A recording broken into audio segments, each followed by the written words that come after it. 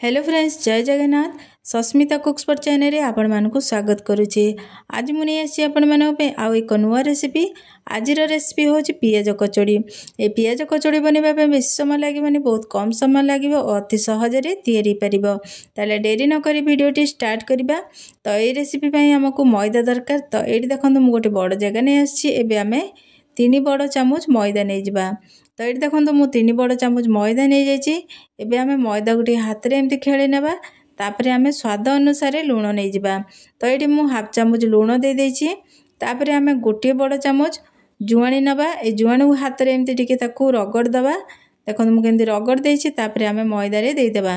तो एठी हमर जुआणी पकेले भलो टेस्ट आसीबो और हजम करियारे मध्ये सहाय्य करिवो। तापरे आमे 3 बड़ चामच रिफाइन तेल दे देबा। तो ये आपण मैंने चाहिए घी नहीं पारे। तो ये मुझे रिफाइन तेल नहीं। तापरे आमे मैदा को एमती भलसे हाथ रे मिसई नबा। तो एमती हाथ रे मिसई देबे 2 ରୁ 3 मिनिट में। तो एमती देखि नेबे हाथ रे गोटे मुठा ही पारछि। ताले हमर मैदा तेल भलसे मिसी जाइछि। तापरे आमे अल्प अल्प पानी पकेकी मैदा को भलसे चकट नबा। तो ये आमे प्रथम रो अल्प पानी दे चकड़िबा, बेसी पानी दबानी, नचेत हमर मैदा पतला हो जिवो। तो ये प्रोसेस रे आमे मैदा को एमती अल्प अल्प पानी देकी चकट नबा। तो ये देखंतु हमर मैदा भलसे टिके चकड़ी हो गलानी। ए प्रोसेस रे हमर मैदा भी भलसे चकड़ा हो गला।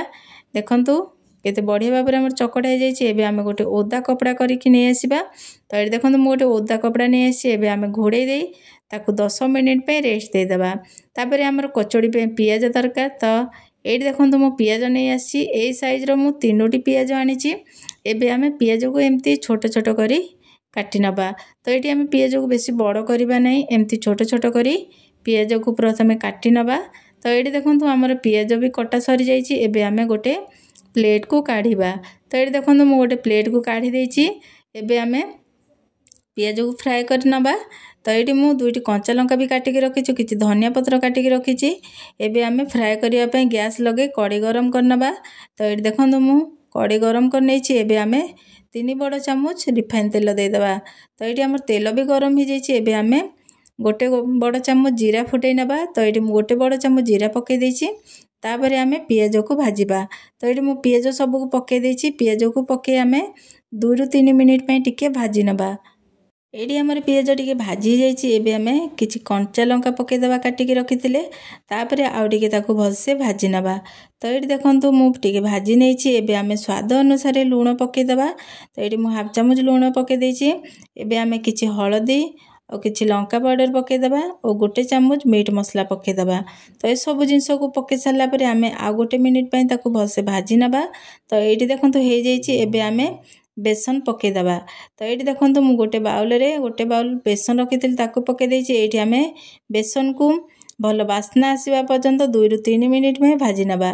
तो ये देखंतु हमर 2 ରୁ 3 मिनिट भी हे जाइछि। बेसन भी भलसे भाजी जाइछि। एबे आमे काटिक रखितबा धनिया पत्र को पके देबा। तो ये देखंतु मु धनिया पत्र पके देछि। एबे हमर बेसन भजा हे जाइछि। एबे आमे गोटे बाउल को काढी देबा। तो ये देखंतु मु काढी देछि। एबे आमे कचौड़ी तयारी करिबा। एबे देखिनबा हमर मैदाटी भलसे नरम हेछि कि नै। तो ये देखंतु मैदाटा भलसे हाथ को नरम लागुछि बढ़िया भाबरे। एबे आमे ताकू छोट छोट गुळा तयारी करनबा। तो एठी आमे जेमती रोटी करिया पे जो गुळा तयारी करनोछु सेई टाइप रो आमे छोट छोट गुळा तयारी करनबा। तो एठी देखंतु हमर गुळा तयारी हे जाइछि। आमे बेसी बड़ करबा नै, एमती छोट छोट गुळा तयारी करनबा। तो ये देखंतु हमर गुळा तयारी जाइछि। तापरे हाथ रे एमती ताकू भलसे टिके प्रेस करिकि एमती ताकू गोल करिनबा। तो ये देखंतु हे जाइछि। एबे आमे आकू एमती गोटे गिना टाइप रो करनबा। तो ये वीडियो रे देखि पारते केमते मु गिना तयारी करनोछि। तो ये प्रोसेस रे आमे एमती ताकू पूरो दे देबा। तापरे आमे पियाज पूरो दे देबा। तो ये देखंतु मु दे देछि। तो ये दर्शक बंधु मो वीडियोटी भल लगिले लाइक करिवे, शेयर करिवे और कमेंट माध्यम रे निश्चय जणेबे। आउ जदि मो चैनल रे नुआ अछंती ताहले प्लीज सब्सक्राइब करनेबे। तो ये देखंतु मु केमती कचौड़ी तयारी करछि। हाथ रे एमती ताकू पूरो दे सारला परे हाथ रे टिके एमती ताकू प्रेस करनेबे। देखंतु ए टाइप रो देखंतु केते बढ़िया देखा जाउछि। तो ये प्रोसेस रे आमे सब जाको गुळा को एमती कचौड़ी तयारी करनबा। तो ये देखंतु सब जाको मु तयारी कर नेछि। एबे आमे छाणीबा। तो ये देखंतु मु कड़े रे तेल गरम करी रखिछि। एबे आमे कचोड़ी सबको तेल रे देदेबा। तो ये आमर तेल को बेसी गरम करवा नहीं, हल्का गरम करवा। बेसी गरम तेल रे पकेले ऊपर नाली हो भीतर सीझिब नहीं। तो देखो ये मु पकई देछि। एबे आमे ताकू एमती हल्का आंच रे 5 रु 7 मिनिट पे ताकू फ्राई करनबा। तो ये देखंतु मु ताकू उल्टे देछि 2 मिनिट परे। ए प्रोसेस रे आमे एमती कचोड़ी को भल से फ्राई करनबा। तो ये देखंतु 5 रु 7 मिनिट हो जाइछि। हमर कचोड़ी भी भल से सीझी जाइछि, बढ़िया देखा जाउछि। देखंतु केते बढ़िया कलर देखा जाउछि। एबे आमे गोटे प्लेट को काढिबा। तो एटी हे जाइछि हमर। एबे प्लेट को काढिबा। आपण माने देखि पारते कचोड़ीटा कलरटा केते बढ़िया देखा जाउछि, देखियो जेते भल लागुछि, खाइबा मध्य सेतिकी टेस्ट। तो ए प्रोसेस रे निश्चय थरे बनांतु, निजे खांतु और समस्तंकु खुआंतु। ए कचोड़ी रे खाइबा पई आमे आ गोटे चटनी बनेइबा। तो एटी देखंतु मु गोटे छोटो मिक्सचर जार नै आछि। एथिरे आमे 2टी कटा हितबा टमाटर को देई देबा। तापरे आमे 8 रु 10 सुखिला लंका देई देबा। तो एटी देखंतु मु सुखिला लंका देई देछि। तापरे किछि रसुण देई देबा और स्वाद अनुसार लूण पके ग्राइंडिंग करके नहीं आसीबा। तो ये मु हाफ चामच लूण दे देछि। एबे आमे ग्राइंडिंग करके नहीं आसी। देखंतु देखंतु चटनीटा केते बढ़िया देखा जाउछि। ए कचोड़ी संगे रे खाइबे बहुत टेस्ट लागिबो। आशा करछि मो वीडियोटी निश्चय आपण मानकु भल लागितबो।